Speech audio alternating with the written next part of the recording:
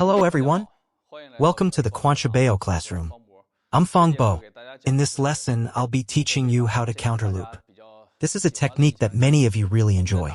During intense moments in major tournaments, counterlooping rallies often occur. These rallies are usually long, with a lot of movement. So how do we practice counterlooping? First of all, the structure of the counterloop is the same as the forehand loop technique. There's no need for you to make too many adjustments. However, you do need to slightly enlarge the overall structure of the motion, because when counterlooping, you're farther from the table. Unlike regular looping where you're relatively close, the distance from the table when counterlooping depends on the size of your movement.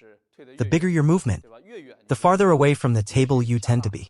At the same time, the arc and power both need to be greater than usual. Only by enlarging your motion can you achieve that. Next is the legs.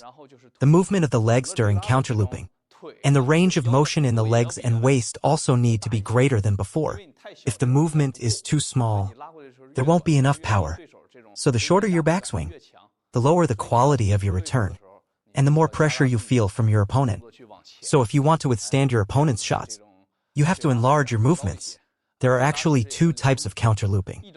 One is from far away from the table, where you apply more friction, with more brushing motion, just like in older matches, when players like Ma Lin, in crucial moments, would use a lot of friction and spin. They added a great deal of it. Why do they do this? First, it's safer. Second, it helps increase the opponent's chance of making an error, because when you add more arc and more friction, as long as you don't loop it too high and make the spin strong, then keep the arc a bit lower, the ball will have a dip. Once it hits the table, if you attack it, it will bounce forward and be harder to handle. But when you add more friction, the ball will dip. As it dips downward, even if your shot doesn't overpower your opponent, it still dips downward. But how do you brush the ball? When brushing, you need to keep your center of gravity very low. Only when you generate more vertical force can your spin become stronger. You'll generate more combined power. If you try to brush the ball while keeping a high center of gravity, you won't be able to brush properly. You'll only be able to drive, right? Only when your center of gravity lowers.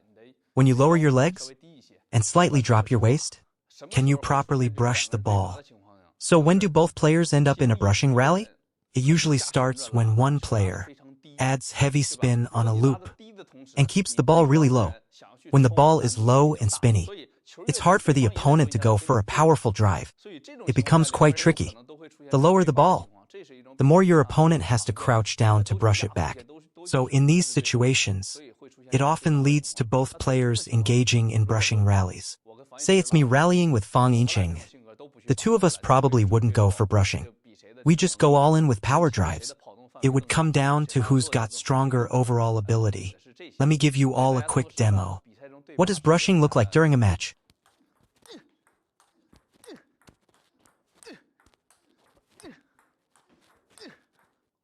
That was a quick demo for you all. What brushing looks like in a real match. Both players keep a low center of gravity. And there's a lot more brushing involved. There's relatively less hitting. When brushing, remember, it's a mix of brushing and driving. Don't rely purely on brushing. Try to keep it about 50-50. It's brushing and striking combined. If you only brush, your shot quality drops a lot. And notice how low we all crouch when brushing. That gives us more upward force from the legs. Now let's talk about driving rallies. In this case, there's a lot more impact involved. The force mainly comes from a backward to forward motion. So the focus is on impact-based shots. You add a bit of brush on top of that impact. But impact is the main thing. Don't overdo the brushing. Too much brushing, and your shot loses both quality and penetration. The more you focus on impact, the more forward force you generate. The more you brush, the more vertical force you generate. Between brushing and driving rallies, which one suits you better? That's something you need to figure out for yourself. Of course, if you can both brush and drive, then in a match, you'll be a much more complete player.